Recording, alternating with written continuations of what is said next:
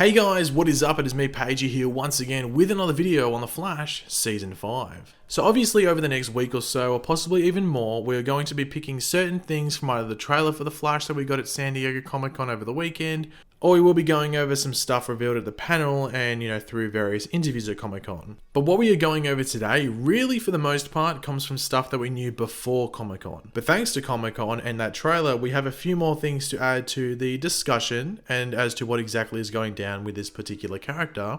And that character, of course, being, as you can tell by the title, Cicada. And yes, for those going Pagey, it's pronounced Cicada. Look, I pronounce it Cicada.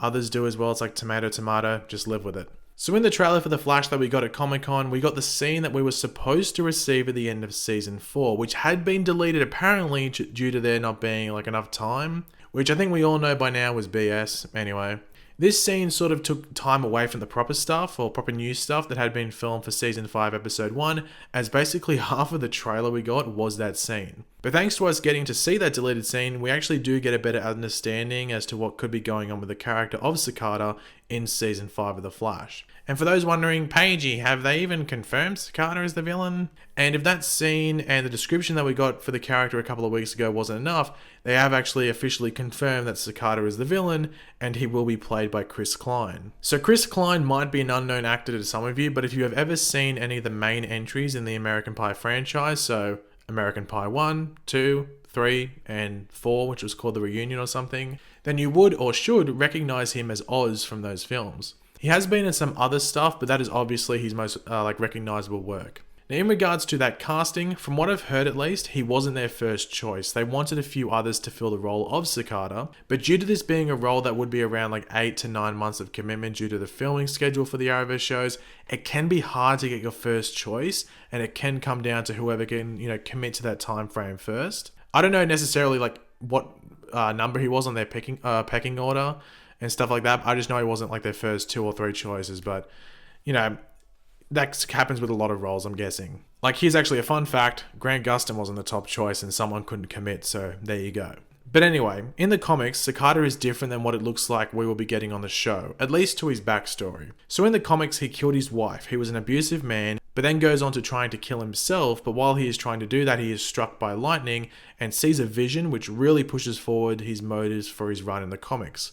When the Flash is around, he feels a connection after learning they have both received their powers through being struck by lightning, Cicada receiving immortality, Flash, who at the time was Wally West, got access to the Speed Force. Cicada's goal was to resurrect his wife, and he did this by receiving power through killing people that the Flash had saved. That was how he gave himself extra life, but he needed the Flash himself to have enough energy to revive his wife. He had followers called the Cult of Cicada who would use lightning bolt daggers like we saw in that scene to kill, and Cicada obviously had one for himself as well. Now, in the show, it seems like we will be getting a bit of a change up in regards to Cicada and his backstory. So as I was saying, he was abusive to his wife in the comics, but in the show, it looks like he would have had a fairly happy family life. Now, when we see Cicada walking, into that apartment, we do see drawings and even a doll in the background, which would have, belonged to his daughter. He could have had multiple kids, but just in regards to that drawing and that doll, let's just say it belonged to his daughter. Now, I did see people saying, "Oh, Paige, did you see that person in the background? That's the doll." I know it looks realistic, I guess, but it's clearly a doll. So what it looks like has happened is that his daughter, at least, and maybe his wife and other possible children have been killed fairly recently as well.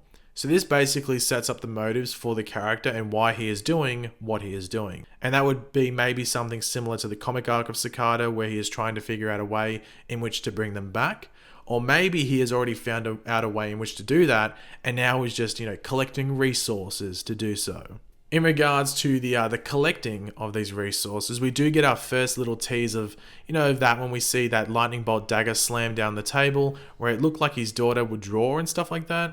And we can see that it has some pretty cool detailing to it. We were streaming on Twitch about 2 nights ago from when this video will come out, where we proposed the idea that this dagger could have, been made from something like the satellite that rained down on Central City, or something else that was touched by dark matter or the Speed Force.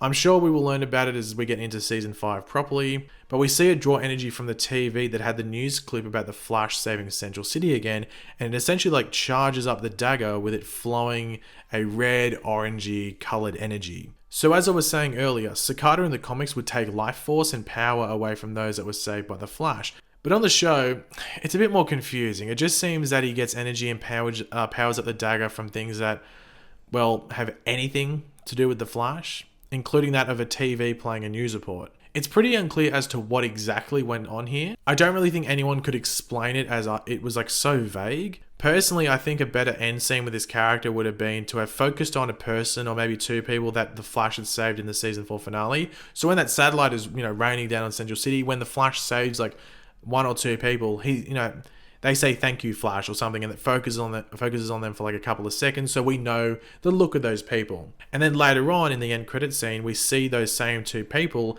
killed by Cicada, and then there's like a dagger that glows. Maybe we see the dagger first, then the murdering happens, and then the dagger's glowing or something after they are killed. Because that is how the dagger is used in the comics, and I think it would have, translated that way to the show exactly. Like, it's a pretty easy translation from, print to screen. But obviously, we will just have to wait and see what they do with all of that. I just think it would have been easier just to make it very, accurate to the comics, but it seems like they're changing it up a bit. In regards to Cicada doing his best Darth Vader impression, we know he was affected by dark matter.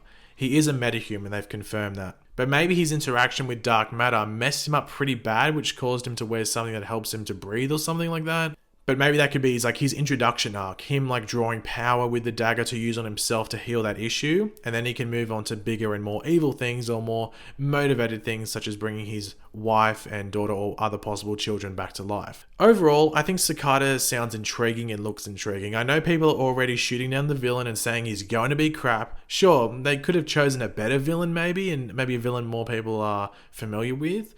But we don't know what story they are going to use for the character. We know they are doing some cool arcs in this season that don't necessarily involve Cicada, but other villainous characters, which we will do videos on in the near future. I personally liked DeVoe last season. The middle part of the season was a bit rough when they were, we're getting used to, DeVoe not being there and just the real DeVoe not being there and there being other characters playing DeVoe. It was a bit weird. But I think it had a strong ending and DeVoe ended up being a pretty lethal and badass character.